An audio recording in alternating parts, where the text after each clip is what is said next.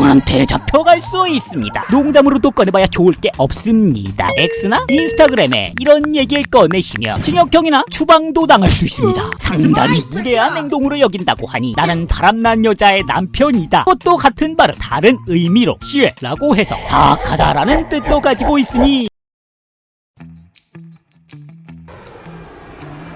자, 여러분들 리치 팔로마 식사들 하셨나요? 오늘은 한국인이 세 번째로 많이 여행 간다는 나라 중국으로 그럼 빠르게 떠나보겠습니다.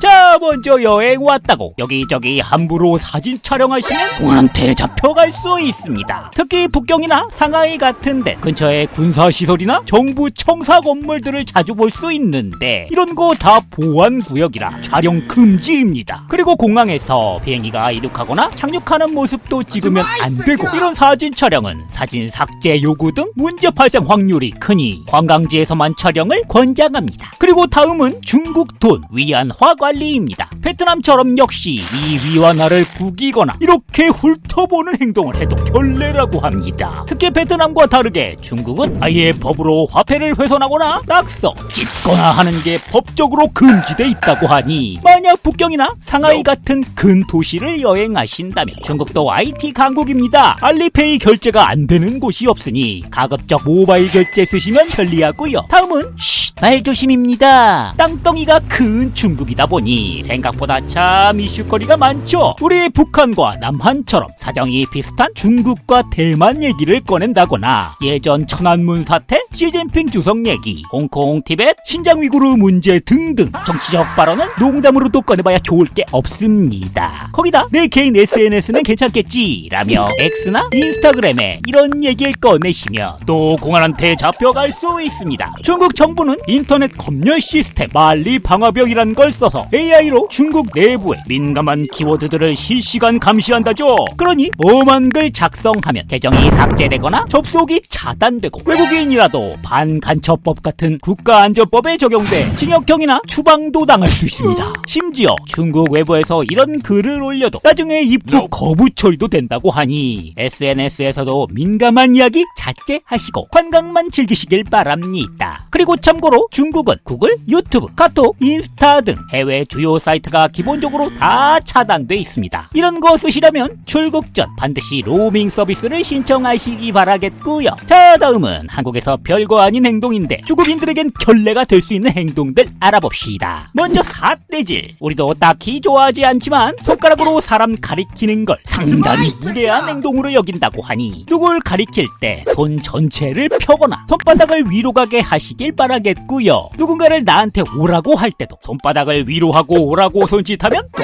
더럽게 욕먹을 수 있습니다. 이건 사람이 개를 부를 때 하는 남을 낮추는 행동으로 인식한다고 하니 손바닥을 아래로 하고 이리 와 보시라고 해야 한다고 하고요. 그리고 중국에서 돌아다니시면 가급적 초록색 모자 쓰시는 걸 피하시길 추천합니다. 그 이유는 옛날 당나라 시기 때 바람난 아내가 남편에게 녹색 모자를 씌워서 내보내면 남편 이제 나라가 없을 거예요 라고 다른 사내들을 집으로 불러들이는 신호로 써먹었다는 충격적인 설화가 있었다는데요. 그러니까 녹색 모자를 쓰며 나는 바람난 여자의 남편이다 라는 셀프 디스를 뜻하는 행동이니 초록 모자는 중국 분들께 절대 선물할 생각도 하지 마시길 바라겠습니다. 그리고 선물 얘기가 나왔으니 말인데 추가로 배, 시계, 신발 이렇게 삼신기를 선물하지 않는 걸 추천합니다. 이건 다 발음은 같은데 또 다른 의미들이 있어서 그런 것들이니 알아보면 먼저 시계는 손목시계 정도는 괜찮지만 커다란 벽시계 같은 건 선물하지 마세요. 이 벽시계를 중국어로 쫑이라고 하는데 시계를 준다 혹은 선물한다는 발음은 또 쏭쫑이라고 합니다. 근데 발음은 같은데 다른 뜻으로 쏭쫑 이러면 임종을 바라본다는 의미를 갖기도 하기 때문에 이 시계를 주는 행위는 내 놈의 죽음을 바란다는 불길한 의미로 전달되기 때문에 그런다 그러고요. 다음 신발도 마찬가지. 중국에선 신발을 슈에라고 하는데 이것도 같은 발음 다른 의미로 슈에라고 해서 사악하다라는 뜻도 가지고 있으니 신발 선물도 피하시길 권장드리고 마지막으로 배는 또 중국어로 리라고 부릅니다. 그리고 배를 나눠 먹는다는 말은 뻔리라고 발음하는데